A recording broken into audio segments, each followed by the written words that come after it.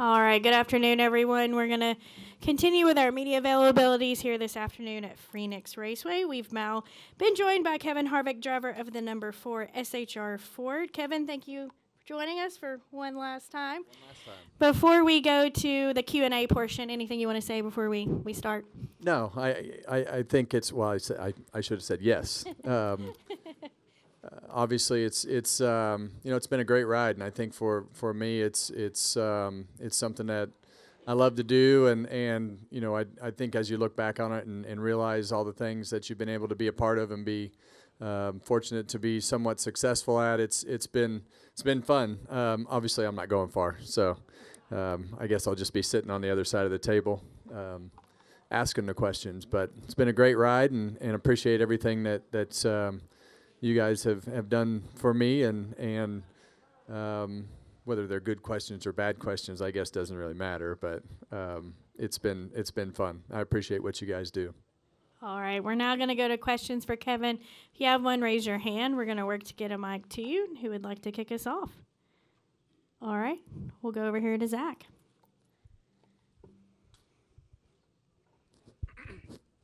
Zach Sterniolo, NASCAR.com. Kevin, obviously a lot of speed here back in the spring. Have you? Do you feel like you guys could go out there and win this race on Sunday and ride off into the sunset with a win? Well, we did run good, and I think as you know, you look back at just the history of everything that we've done here, it's been okay. So you know, we've been rather hit or miss this year, but I think you know, this is a place, no matter how your season has gone, you come to with the expectations of running at the front of the pack. So hopefully that's what we can do. All right, for our second question, we'll come up front to Holly. Hi, Kevin. Holly Kane with the NASCAR Wire Service. So now this is it. That's it. Does it feel any different? Are you taking things in a little bit differently? What makes this weekend maybe a little bit more different than all of the ones leading up to it? Yeah, you know, I think for me, all the weeks leading up to this particular one were really not that hard. I think, you know, this week was a little more difficult just because it is the last week, and you know, with your guys and the people and everything that you do is actually coming to an end. I don't think up until this point, you know, I don't think anybody really thought it was real, and this week it's pretty real. So you know, I think that this week has been definitely different than everything leading up to this, just because of the fact that there isn't a next week. There's been a next week up until this week.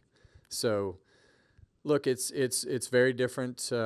You know, the things that we have to do going forward, but it's all planned out. And you know, I think as I talked to Dale and Dale Jr., and just, you know, he was in a very similar situation, whereas, you know, the TV piece of it was planned out, the race team piece of it's planned out. We have a management company, we have golf cart stores, all those things are already functioning. And I think it would be much different if you weren't closing the book.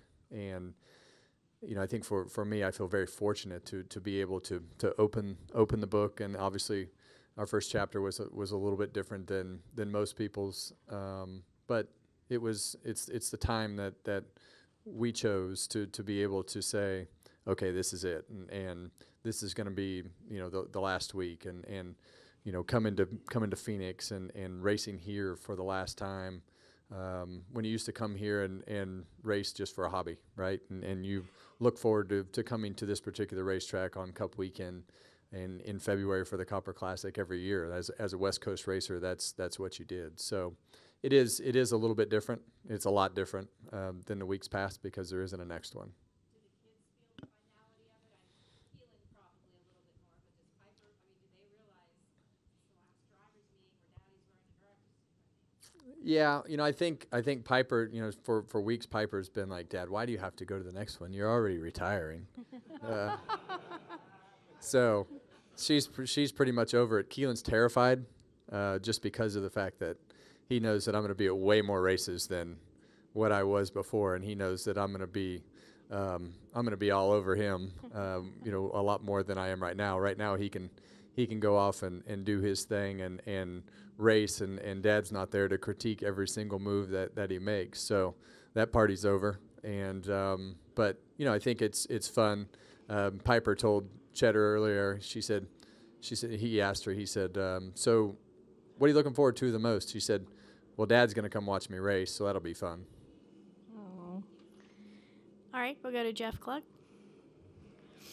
Kevin, when you came in, the weekends were longer and you guys had to go test more often, but you also didn't have like a lot of the midweek stuff, like whether it's looking at SMT or maybe video and things like that. And also a lot of drivers now, it seems like, you pretty much had consistent sponsors, but a lot of them have more sponsors that ask for more appearances. So, like, do you think overall that drivers when you first came in were busier and had more on their plate than today, or is it the opposite and today's drivers have way more on their plate? It's just different, and I say that not trying to be a smart aleck. It's the demands on the time are not as much as they used to be, because I really think since 2009 when everything crashed and COVID, the demands on your time from an appearance standpoint and from testing standpoint and days at the racetrack are much less than what they used to be. I think it's the tedious work that comes with the details that go into the video and the data and everything that comes with that. And really, from the driver's standpoint, you're a part of an equation, and you have to be pretty involved in everything that's going on to be able to understand the ins and outs of the equation to be able to make a difference. Otherwise, you're a hindrance to really the whole system, and you never really get anywhere, right? And if they hit on something, then you have a little bit of success, but it's never going to be consistent unless you really understand how to be a part of that equation. So I don't think that to me, it's a lot easier than it used to be, just because you don't have to go to do so many sponsor appearances. Even though you have more sponsors, there's still not a huge demand on your time like there used to be from an appearance standpoint, just because of the way that companies utilize your time is just much different because of the way that they do events and things compared to how they used to do it with free-for-all marketing accounts, budgets that you just had dinners and different things all the time. So, but I still believe that one of the biggest challenges that many of our young drivers have is really time management and trying to get that circle of life and balance to make yourself realize that you're really not that busy and figure out how to do a lot more things in a short amount of time and still be able to function. So a lot of it just comes with structure and organization, and I think that's one thing we stress a lot to our young guys is, hey, how do we get your circle of life in balance so you can do more? Because you're really not doing that much. It's not that hard. All right, Nate. Nate Ryan on NBC Sports on your left again. The end of your career is not just like the end of your career. It's also sort of an end of an era for NASCAR. Generationally, there have been 6 champions who were born in the 1970s. Gordon, Johnson, Stewart, Kenseth, Kurt Busch, and yourself, and you're the last one to hang it up. So, and not just those guys, but Carl Edwards, Dale Jr., who you mentioned, Ryan Newman. There are a lot of great drivers from the 1970s, from like the Gen X sort of generation. So I'm wondering, like, have you thought about that at all, or is there any sort of sense of pride about what you and your contemporaries, your peers, have accomplished as it comes to an end? Well, I think when you name that list, it's a group of guys that came in at a great time, because you got to race against the guys that were just ending their careers in the early 2000s, late 90s. And then you got to go through a new generation of guys that you came up with, and I guess I don't know how many there are, but there's a number of us that went through almost 20 years of it together, and you really blocked out a whole generation in between for the most part, just because you had so many guys that were so good and able to be successful. But we also came through at a time when the sport was just out of control with money from a sponsorship standpoint, and all the team owners were looking for the next great driver. So they started their Busch Series teams, and everybody had a Busch Series team. And so we were at this fortunate time when the Cup Series team owners were just looking for anybody that might have a chance, and you could find funding to fund that program.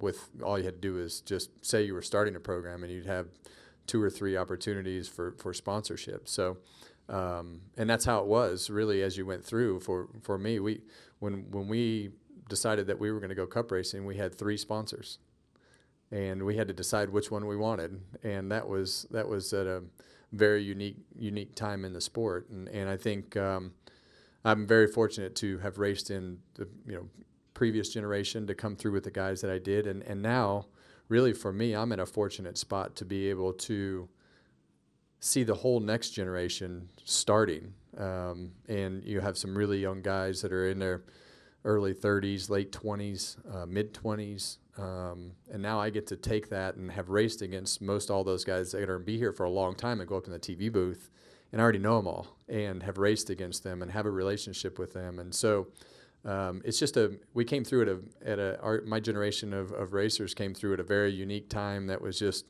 really fortunate to get to race against the previous generation, my generation, and the future generation. To see all those changes in cars and tires and racers and styles of racing. And we went from trial and error to simulators and simulation and all iRacing and everything that comes with the sport now. And when we did that before, you'd just go to the racetrack and you'd cut the cross member out and you'd drill holes in the frame, and you just tested and tested and tested and tested at the track, and now you don't do it that way at all. So, but that's one thing I've always, whether it was my race teams or the race team that I have now, it's evolve or die, right? Because this is an evolution process that is never going to end, because there are engineers and smart people, and you always have to keep your head up and your eyes open, or you're going to miss something and get left behind.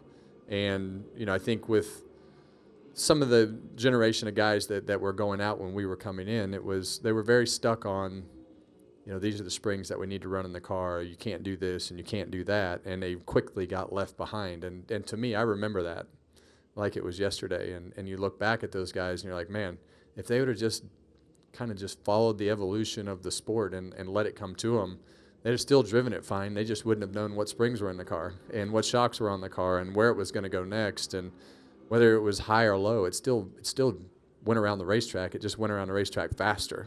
But that's what we do. And if you the days of knowing everything that's in your car and knowing how it works, that you almost need to forget that, because you're just interrupting the process of all the smart people that work on the car to make it go faster and find something new and make a better part or piece, and so there's just a lot of things that have changed, and I love that part of it. I love the evolution of watching it change, and that's always been something that I've taken pride in being able to be a part of that change and still be successful at what we did.